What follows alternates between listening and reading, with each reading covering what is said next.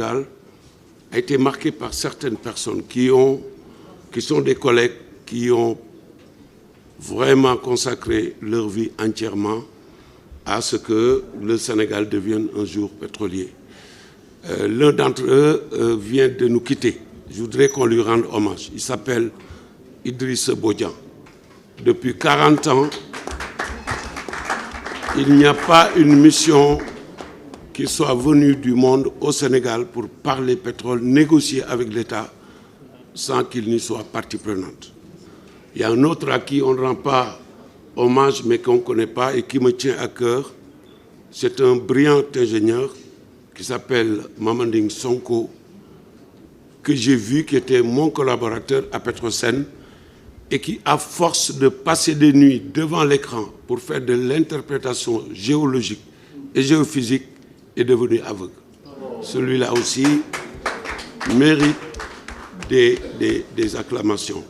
Et Manar, puisque tu représentes l'État, je pense que c'est important que le secteur se souvienne de personnes comme celle-là, en leur donnant, en tout cas, les récompenses que la nation décerne à ses fils parmi les plus éminents et que l'on donne à bien des personnes qui le méritent certes, mais je pense qu'elles aussi mériteraient à les avoir.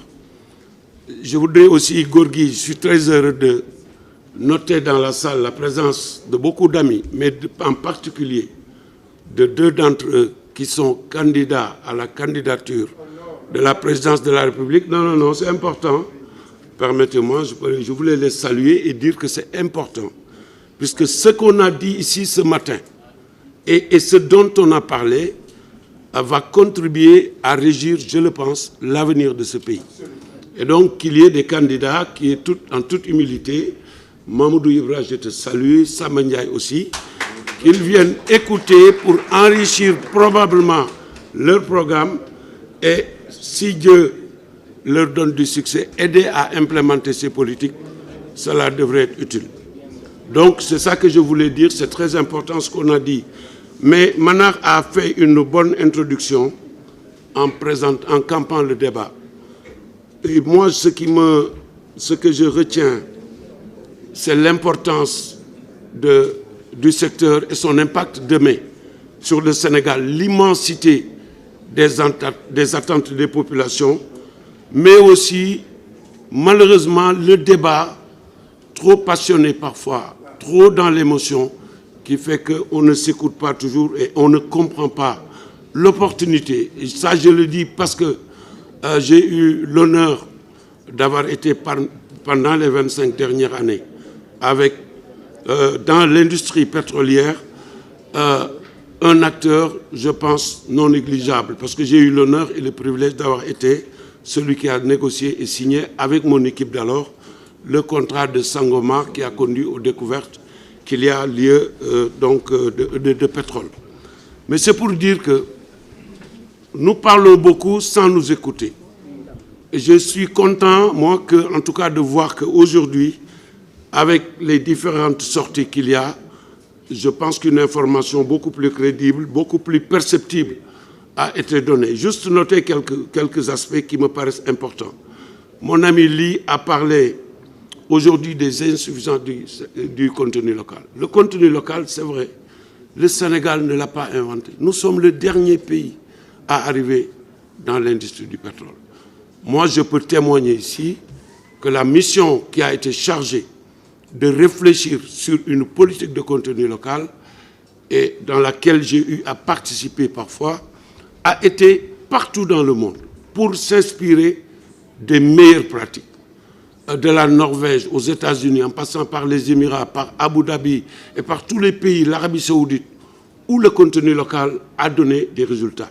Mais aussi et surtout, nos pays africains, je ne veux pas les citer, mais beaucoup de pays africains dont on pense qu'ils n'ont pas pu tirer le meilleur profit du pétrole depuis les indépendances. Nous avons regardé tout ça et c'est de là qu'est sortie cette synthèse, avec évidemment les spécificités qui sont les nôtres. Et c'est donc, je pense qu'on a un environnement institutionnel.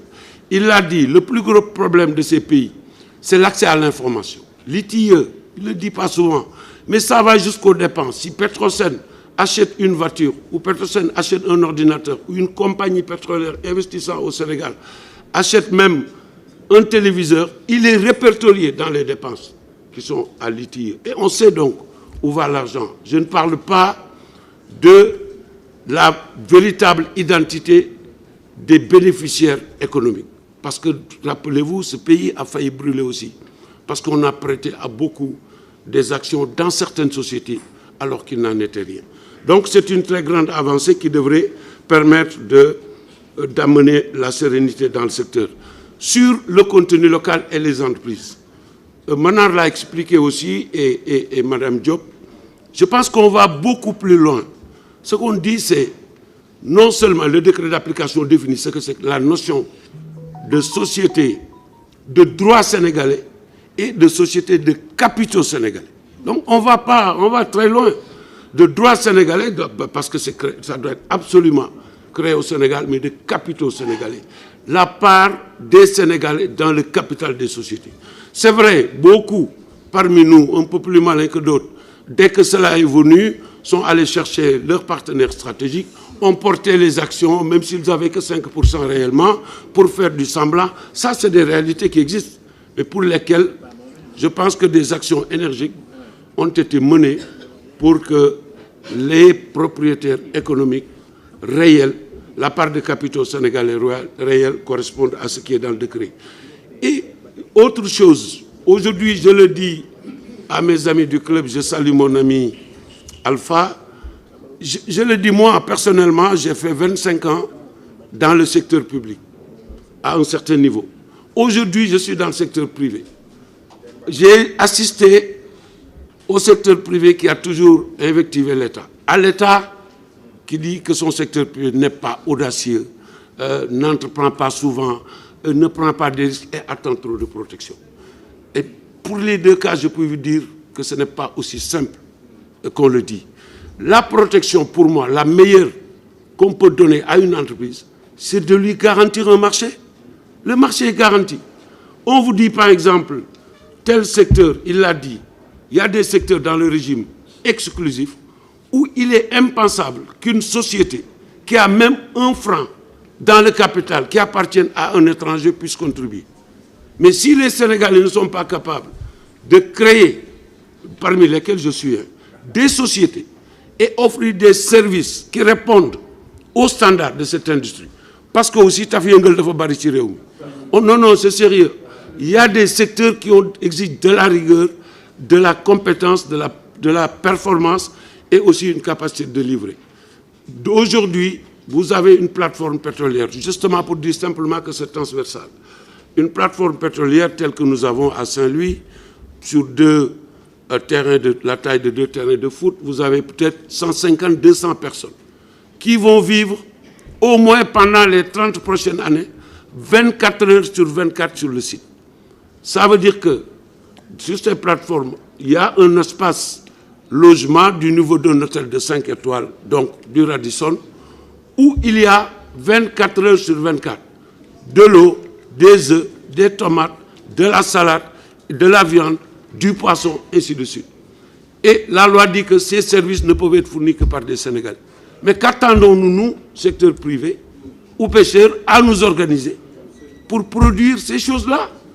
Mais si on ne le fait pas, la plateforme devant vivre, BP va trouver d'autres fournisseurs pour le faire.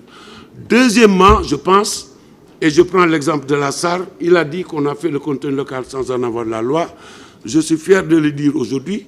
On n'est pas un pays industriel en termes de raffinage. On sait utiliser une raffinerie, on sait la maintenir. La SAR n'a pas d'expatriés dans son personnel. Mais pour transformer les unités de la raffinerie, ce qui est de technologie de très grande génération, de dernière génération, pour amener la raffinerie au standard du monde aujourd'hui, pour augmenter ses capacités, pour faire en sorte qu'il puisse raffiner le pétrole sénégalais, ce qui va nous empêcher, dès la production, d'importer des produits, il l'a dit, sur la balance commerciale du pays, on en voit l'impact.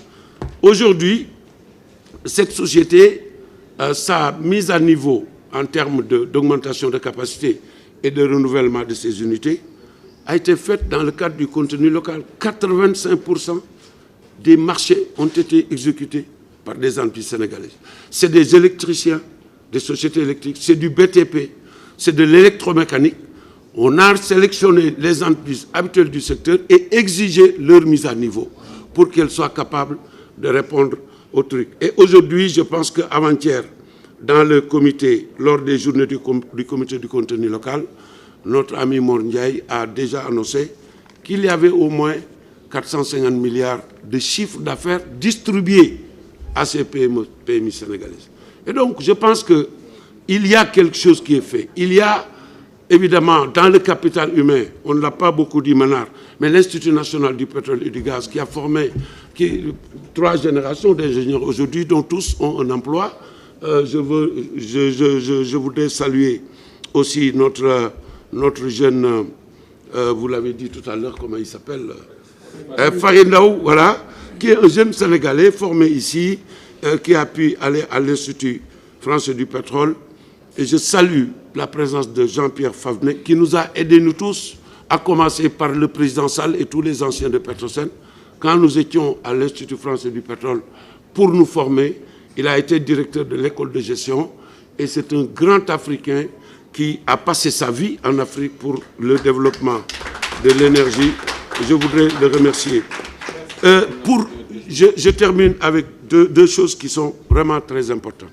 On a parlé de société civile, on a parlé d'opposition, mais puisque les ressources appartiennent au peuple, le COS Petrogaz, qui est le comité d'orientation stratégique, qui est dans l'antichambre du président de la République, quel qu'il soit par ailleurs, qui réfléchit dans la stratégie et dans la politique en matière d'hydrocarbures à appliquer au Sénégal, intègre, que je sache, en son sein, les syndicats du secteur, la société civile et les partis politiques.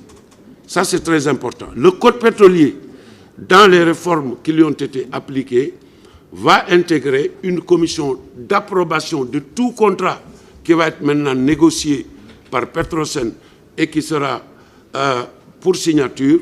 Je pense que dans ce comité d'approbation, nous avons l'Assemblée nationale, donc la représentation parlementaire qui est le peuple. Et le dernier truc, mon cher ami, c'est que je pense que aujourd'hui, le Sénégal, ce qu'il faut retenir, a les atouts, a l'environnement institutionnel, a en tout cas la volonté politique aujourd'hui pour qu'on aille de l'avant. Tout n'est pas parfait, tout ne le sera pas. C'est une industrie naissante.